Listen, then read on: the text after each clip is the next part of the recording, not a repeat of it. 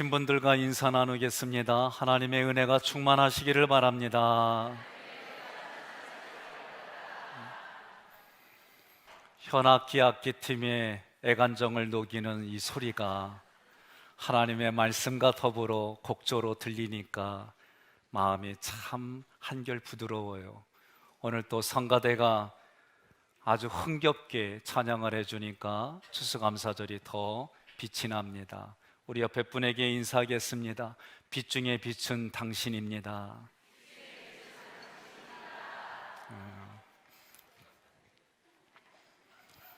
2차 세계대전 때 나치 수용소에 있었던 유대인들의 그들의 이야기입니다.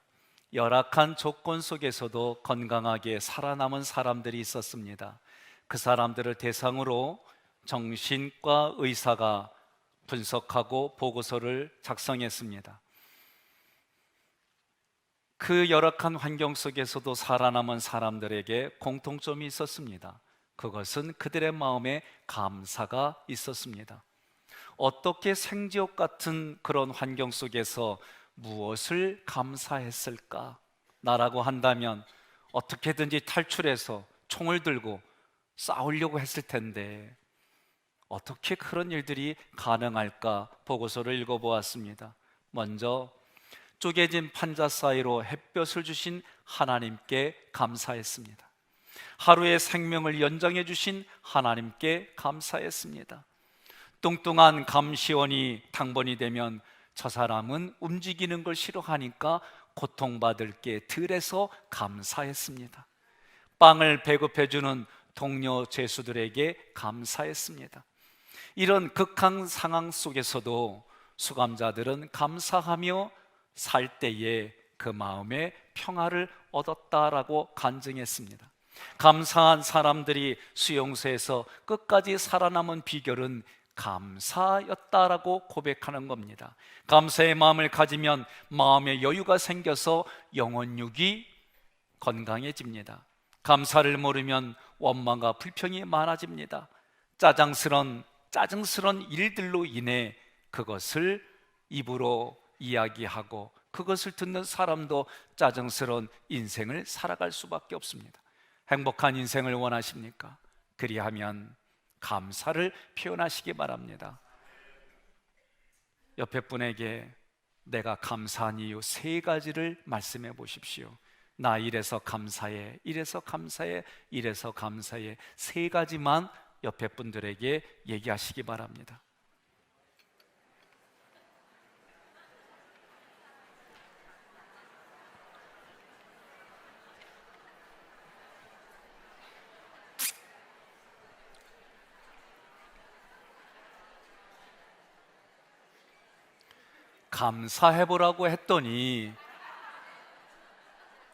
감사해보라고 했더니 어떤 분은 나는 너보다 잘생겨서 감사해. 그건 감사가 아니요, 싸우자는 거지. 옆에 있는 사람과 비교하지 마시고 보이지 않는 사람과 비교하지 말고 하나님이 주신 것에 감사, 내 마음에 불편한 것 때문에 감사, 그런 여유가 여러분에게 넘치기를 바랍니다. 오늘 본문의 말씀을 가지고 3가지 절기를 반드시 지키라고 했어요. 첫 번째, 6월절은 일주일 동안 하루가 무교절인데 이 6월절은 애굽의 종살이에서 구원해 주신 것을 하나님께 감사했습니다. 두 번째, 맥추절은 가나안에 들어가 처음으로 얻은 것을 하나님께 감사했습니다.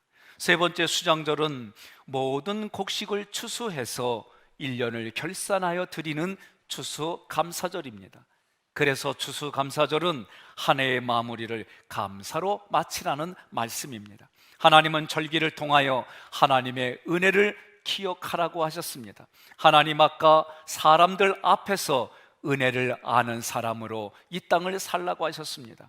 우리의 신앙은 범사에 감사를 고백하니 행복해집니다. 여러분, 어렵고 힘들어도 감사를 하니 그 환경이 넉넉히 이겨지는 거예요. 그러므로 하나님은 한 해를 추수감사절로 결산하여 감사라고 말씀하셨습니다. 감사는 행복한 인생으로 살아가는 지름길입니다. 여러분들은 항상 모든 일에 감사하셔서 행복한 삶을 살아가시기를 주님의 이름으로 축원합니다. 특별히 어떤 때에 감사를 해야 될까? 잘 안 될 때에 감사하십시오. 실패했을 때에 감사하십시오. 병들었을 때에 감사하십시오. 범사에 감사하는 삶은 환경과 조건을 초월하여 하나님께 드리는 감사인 줄 믿으시기를 바랍니다. 이제 수능을 치렀습니다. 우리의 자녀들이 그래도 대학에 합격하기까지는 마음에 염려가 있고 근심이 있어요. 저도 대학에서 고등학교 때 학력고사를 치렀습니다. 전기, 후기 다 떨어졌시오. 그래서 뭐 그럴 수도 있지 하고 그러고 있는데 아버지가 조용히 불러요. 괜찮아, 다음에 또 보면 되지, 괜찮어. 그 얘기를 듣는데 마음에 울컥하고 제가 대성통곡을 했어요. 그리고 그때 어떤 브로커가 저한테 200만 원만 쓰면 그 학교에 들어갈 수 있다고 그랬어요. 제가 그때 운동을 했습니다. 그러니 200만 원만 쓰면 들어갈 수 있어. 근데 제가 뭐라고 그랬냐면 그 돈 안 쓰고도 들어갈 수 있어. 자신감 있게 했어요. 떨어지고 나니까 200만 원이 생각나는 거예요. 뒤돌아보면 그것 때문에 저의 진로를 정확하게 구하는 조건이 됐고, 그때 아팠기 때문에 1년을 다시 열심히 공부했어요. 아니, 대학원만 떨어지면 됐지, 대학원도 1년을 재수했어요. 그때 시험을 치르지 못하는 상황이 돼서 1년을 다시 공부해서 대학원을 들어갔습니다. 고등학교 때 공부했던 독일어를 다시 공부해야 됐고, 한동안 놓았던 영어를 다시 공부하며 대학원에 입학을 하게 됐습니다. 혹시 우리들의 자녀들 중에 대학에 요번에 되지 않으면 이런 말을 하세요. 야, 우리 담임 목사님도 떨어졌어. 괜찮아, 괜찮아, 다시 공부하면 되지. 그렇게 얘기해 주시면 좋겠어요. 오늘 말씀을 통해 우리가 무엇을 감사해야 될까? 여러분, 구원받은 것을 감사하시기 바랍니다. 우리들은 하나님의 은혜로 죄에서 구원을 받아 천국을 누립니다. 본문은 말씀합니다. 애굽에서 나온 것을 감사하라. 애굽에서 나온 것을 유월절이라고 말합니다. 애굽은 이스라엘 백성들이 종살이하던 곳입니다. 그 종살이에서 구원을 받았습니다. 이것이 출애굽입니다. 애굽에서 나온 구원은 세 가지로 말할 수 있습니다. 장소로부터 구원입니다. 죄의 자리에 있으면 죄를 지을 수밖에 없습니다. 죄악의 장소에서, 죄악의 장소인 애굽에서 구원받았음을 하나님께 감사하시기를 바랍니다. 그들이 종살이하는 것은 고난의 자리입니다. 고난에서 구원받았음을 감사하시기 바랍니다. 이스라엘은 애굽에서 종살이를 했습니다. 종살이의 삶은 벽돌을 굽고 농사를 짓고 목숨을 담보로 어렵고 힘들고 위험한 일을 할 수밖에 없는 곳이었습니다. 하나님은 그러한 고난의 현장에서 우리를 구원하셨습니다. 가장 소중한 구원은 영적인 구원입니다. 이스라엘 백성들은 애굽으로 지칭되는 바로 왕의 및 그 바로 왕의 자리를 사단의 자리다라고 말하는 거예요. 사단의 자녀에서 하나님의 자녀로 구원받았습니다. 지옥에서 천국으로 옮겨졌습니다. 이스라엘 백성들은 자신들의 힘과 능력으로 구원받은 것이 아니라 오직 하나님의 은혜로 애굽에서 나왔음을 기억하라고 하셨습니다. 하나님이 기적을 베풀고 이적으로 애굽의 왕 바로의 마음을 꺾은 것이 아니라 오직 어린 양의 유월절 피로 이스라엘 백성을 구원했습니다. 바로가 어린 양의 피로 꺾였습니다. 하나님은 어린 양의 피로 이스라엘 백성들을, 그들의 장자들을 살려주셨고, 어린 양의 피를 믿지 않는 애굽의 장자들과 그들의 가축의 모든 첫 새끼까지 다 죽었습니다. 이때 바로가 항복을 했습니다. 이스라엘 백성들은 예수자리로 당당하게 출애굽했습니다. 이것이 유월절입니다. 이스라엘 백성들은 지금도 유월절이 되면 가족들이 함께 천막을 치고 그 안에서 일주일을 지냅니다. 쓴나물을 먹습니다. 누룩이 없는 음식을 먹습니다. 이 모습을 통해 애굽에서 구원해 주신 하나님을 기억하는 모습인 겁니다. 예수 그리스도가 유월절의 어린 양입니다. 예수님이 십자가에서 흘린 피 때문에 지옥에 갈 우리의 생명들이 천국에 가는 줄 믿으시기를 바랍니다. 누구든지 예수를 믿기만 하면 구원을 받습니다. 마귀의 자녀에서 하나님의 자녀로 신분이 바뀌었습니다. 사망에서 생명으로 옮겨주셨습니다. 우리는 영원한 천국 백성이 되었습니다. 우리는 예수님의 보혈로 구원받아 하늘의 생명이 내 안에 들어왔습니다. 요한 1서 5장 12절에 아들이 있는 자에게는 생명이 있고 아들이 없는 자에게는 생명이 없다고 하셨습니다. 예수의 피로 우리는 천국 가는 길이 열렸습니다. 예수님이 천국 가는 길입니다. 그래서 그리스도인은 구원받은 은혜를 항상 감사해야 합니다. 우리의 인생에 구원이 매우 중요합니다. 그러나 구원받은 상태에 머무는 것이 아니라 구원받았습니다, 구원을 이룹니다, 구원받을 것입니다, 이 세 가지 과거, 현재, 미래 시대를 따라 우리가 구원받은 하나님의 백성으로, 하나님의 자녀로 믿음이 성장하고 성숙해서 다른 사람을 살리는, 영적으로 출산하는 성숙한 부모의 자리까지 나아가야 될 줄로 믿습니다. 그러므로 영원한 생명을 주셔서 죽은 이후에 가는 천국이 아니라 지금 이 자리가 내 마음에서부터 천국이 되는 그런 삶을 사시기를 주님의 이름으로 축원합니다. 우리는 감사 절기를 통해 표현해야 합니다. 여러분, 마음으로 가지고만 있으면 알 수가 없어요. 마음으로 믿어서 확신한 것을 입으로 표현해야 됩니다. 감사는 언행으로 해야 합니다. 그래서 본문에서 너희를 애굽에서 건져내신 하나님에게 빈손으로 나오지 말라고 하셨습니다. 감사를 표현하는 삶은 은혜를 아는 삶입니다. 성경에 예수님께서 10명의 나병 환자를 고쳐주셨습니다. 그들은 매우 기뻤습니다. 그러나 한 사람만이 예수님께 와서 감사로 고백했습니다. 9명은 감사하다는 말도 없이 그들의 집으로 그냥 갔습니다. 그때에 예수님이 말씀하십니다. 10사람이 다 똑같이 고침을 받았는데 9은 어디로 갔느냐? 왜 9은 감사를 모르느냐 하시는 말씀이에요. 오늘 우리는 문둥병자보다도 더한 죄악을 예수님의 보혈로 씻김을 받았습니다. 살면서 지은 죄도 용서받았습니다. 그래서 지옥에서 천국으로 가는 하나님의 사람들입니다. 그런데도 감사를 모른다면 올바른 신앙이 아닙니다. 오늘도 주님은 감사를 모르는 우리를 향하여 말씀하십니다. 죄 용서받고 천국으로 가는 길에 천국을 누리는 삶이 그렇게 감사할 수 없느냐? 섭섭한 마음으로 물으시는 거예요. 신앙은 교회를 다니는 믿음 위에 감사를 더해야 합니다. 신앙은 감사를 많이 할 때에 성숙해집니다. 자주 감사를 할 때에 하나님의 은혜를 깊이 체험합니다. 감사를 모르는 사람일수록 원망과 불평이 많습니다. 시기와 질투와 탐욕이 많아집니다. 이런 사람은 자신도 불행하지만 남도 불행하게 만드는 거예요. 그러므로 감사를 모르는 신앙인은 올바른 신앙인이 아닙니다. 그래서 사탄은 두 가지의 특징을 가지고 있어요. 첫 번째 특징은 감사를 못해요.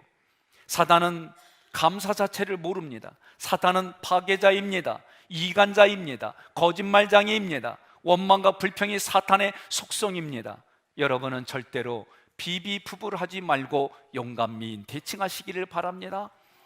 비비부불 하지 말고 용감미인 대칭하자는 말은 비난과 비평과 부불, 부정적인 말과 불평을 쏟아내지 말고 용서하고 감사하고 미안합니다, 인정하고 대접하고 칭찬하고 그렇게 살아가자는 거요. 그런 의미로 앞뒤 좌우 대각선으로 비비부불 하지 말고 용감미인 대칭합시다, 그렇게 얘기하세요.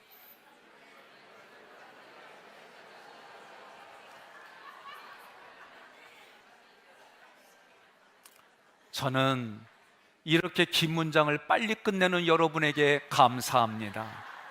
두 번째로 사단은 어떤 특징이 있느냐? 회개를 못합니다. 가룟 유다는 인간적인 모습으로 보면, 상남자로 보면 자신의 잘못을 책임지고 자살했어요. 우리나라 역사의 대통령도, 정치인들도 보면 억울해서 또는 책임을 지고 그런 일을 한 사람들이 많이 있습니다. 사단은 원망과 불평을 만듭니다. 시기와 질투의 틈을 타고 사람 안에 들어와 파괴합니다. 여러분, 내가 힘든 이유가 뭐예요? 내가 힘들어하는 생각과 감정이 뭐예요? 대다수가 내가 나를 힘들게 하는 생각을 가지고 있어요. 다른 사람이 이런 말을 했기 때문에 아니요, 그 말을 내가 받아들여서 내가 나에게 그 생각으로 힘들게 하는 거예요. 저도 그런 생각들이 늘 있어요. 없는 게 아니에요. 있을 때마다 심장의 근육을 활용해서 너 잠깐만 기다려 하고 발로 밟아요. 그리고 역으로 그 생각을 가지고 선언하는 거예요. 사단은 우리를 넘어뜨립니다. 세상에는 옳고 그름이 다 나쁜 거는 아니에요. 그런데 그 옳고 그름으로 자기도 판단하고 자기를 정죄하고 다른 사람도 옳고 그름으로 정죄하고 판단하고 결국은 그러한 생각으로 서로 멸망에 이르는 길을 가게 하는 거예요. 이것이 사단의 모습입니다. 사무엘상 16장 23절과 18장 10절로 11절 제가 봉독합니다. 하나님께서 부르시는 악령이 사울에게 이를 때에 다윗이 수금을 들고 와서 손으로 탄즉 사울이 상쾌하여 낫고 악령이 그에게서 떠나더라. 그 이튿날 하나님께서 부리시는 악령이 사울에게 힘있게 내리매 그가 집안에서 정신없이 떠들어대므로 다윗이 평일과 같이 손으로 수금을 타는데 그때에 사울의 손에 창이 있는지라 그가 스스로 이르기를 내가 다윗을 벽에 박으리라 하고 사울이 그 창을 던졌으나 다윗이 그의 앞에서 2번 피하였더라. 아멘. 사울 왕의 마음에 악령이 들어왔습니다. 악령이 들어오니까 정신없이 떠들어대는 거예요. 그때 수금을 탑니다. 다윗이 하나님을 찬양하는 수금을 타니까 악령이 떠나는 거예요. 그러나 사울이 그 마음의 악령을 쉽게 더 받아들이니까 자기의 사이에게도 칼을 들어 자기하고 비교하는 모습이 싫어서 사이를 향하여 창을 던지는 거예요. 그 창을 2번이나 피합니다. 여러분, 이처럼 은혜가 떠나면 감사도 떠납니다. 감사가 떠난 자리에 분노와 미움이 가득합니다. 경쟁의식만 가득 찹니다. 이런 사람은 상처가 많은 사람입니다. 상처가 많기 때문에 그 상처가 입으로 나와요. 그 상처가 자리 잡고 있기 때문에 그 상처와 연관된 상황과 환경과 언어를 들으면 그 상처가 나올 수밖에 없어요. 그 상처가 창각칼이 돼서 다른 사람의 상처를 입히는 거예요. 그 마음에 감사하는 마음이 없기 때문입니다. 우리가 부르는 찬송가에 크로스비 여인이라고 하는 이 여인이 작사한 찬송이 23편이나 기록되었습니다. 그녀는 이 땅에 태어난 지 생후 6주쯤에 동네 의사가 약물 치료를 잘못하는 바람에 눈을 멀게 되었습니다. 그녀는 실명을 당한 채로 30년을 살았습니다. 절망 중에 살았습니다. 30세에 교회 부흥회에 가보았습니다. 그때 웬 말인가 날 위하여 주 돌아가셨네, 이 찬송가를 들으며 은혜를 받았습니다. 예수님이 나 같은 죄인을 위해 돌아가셨다는 그 진리의 말씀이 믿겨지기 시작합니다. 영의 눈이 열리기 시작합니다. 주님의 십자가와 주님의 부활이 믿어지기 시작합니다. 그 믿어질 때마다 많은 눈물이 흘립니다. 눈물로 자신의 어두운 각오를 씻어냈습니다. 그러며 고백하는 거요, 이 몸밖에 드릴 수밖에 없어 이 몸을 드립니다. 고백하는 거요. 그녀는 95세까지 찬송가를 8,000곡이나 작사했습니다. 그가 92세 때에 생일을 맞았습니다. 생일을 축하하러 오는 사람들에게 말합니다. 이 세상에 나보다 더 행복한 사람이 있으면 데려오십시오.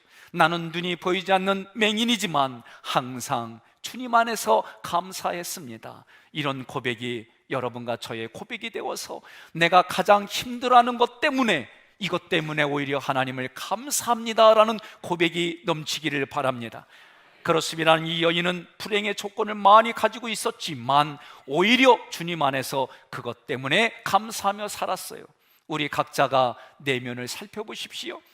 어떤 상처가 있는지. 내가 누군가를 미워합니다, 내가 누군가를 원망한다는 얘기는 그 마음의 아픔으로 받아들였기 때문에 상처가 되었다는 얘기예요. 그 상처는 결국은 날카롭고 뾰족한 창으로, 날카로운 칼날이 되어서 내 입을 통해 그것이 다른 사람의 마음을 베는 일들이 되는 거예요. 상처에 창과 칼이 있다면 오늘 십자가 앞에, 하나님 앞에 내려놓으시기를 바랍니다.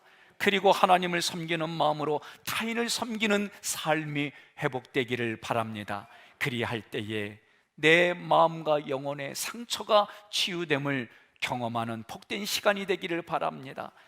그러면 어떻게 우리는 감사를 표현해야 될까? 16절에 내가 수고하여 밭에 뿌린 열매로 하나님께 감사를 하라고 하셨습니다. 이 말씀은 내가 땀을 흘리는 것이 얼마나 큰 축복인지 알라는 거예요. 내가 땀을 흘릴 수 있다는 것은 건강한 모습이라는 거예요. 마음에 그리고 육체에 여러분 일을 할 수 있다는 것은, 하나님의 일을, 하나님의 사역을 할 수 있다는 것은 하나님이 우리에게 주신 큰 복인 줄 믿으시기를 바랍니다. 오늘 함께 감사할 때 어떻게 감사할까? 먼저 마음으로 감사하시기를 바랍니다. 여러분, 마음으로 감사해야 그 마음이 하나님과 공감이 되는 거예요.